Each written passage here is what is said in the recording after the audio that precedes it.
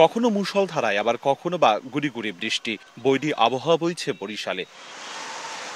সোমবার সকাল 10টার পর থেকে টানা বৃষ্টিপাতে জলাবদ্ধতা সৃষ্টি হয়েছে নগরীর বিভিন্ন সড়কে। পানিতে টইটুম্বুর প্রধান প্রধান সড়ক, বিশেষ করে বগুড়া রোড, মুন্সি গ্যারেজ, শীতলাখোলার মোড়, কালীবাড়ি রোড, কাকুলির মোড়, সদর রোড, বটতলার মতো প্রধান সড়ক সহ নগরীর অলিগলি ও নিম্ন এলাকা তলিয়েছে। চরম ভোগান্তিতে পড়া নগরবাসী ক্ষোভ ঝাড়লেন জনপ্রতিনিধিদের বিরুদ্ধে। পানি উঠে তলায় যায়, ঘর বাড়ি সব জায়গায় পানি, মাল পাট সব ভিজে যাইতেছে, কেউ খবরও নেয় না, কিছু না। এই কাজ চলতেছে বহুদিন ধরে, ওইখানে ড্রেনের কাজ চলে, কোনো উন্নতি দেখিনি কাজে, শুধু এই ভোগান্তি হইতেছে আমাদের। তবে সিটি কর্পোরেশনের দাবি, এখন ড্রেন ও খাল পরিষ্কার কার্যক্রম চলমান থাকায় জলবদ্ধতা স্বল্প সময় থাকে। স্থায়ী সমাধানে প্রায় 800 কোটি টাকার প্রকল্প একনেকে ওঠার অপেক্ষায়। এখন একনেকে পাশের অপেক্ষা আছে, এটা যদি হয়ে যায় তাহলে আমাদের ড্রেনগুলো স্থায়ীভাবে একটা ব্যবস্থা হবে, খালগুলো তো স্থায়ীভাবে পরিষ্কার পরিচ্ছন্ন থাকবে।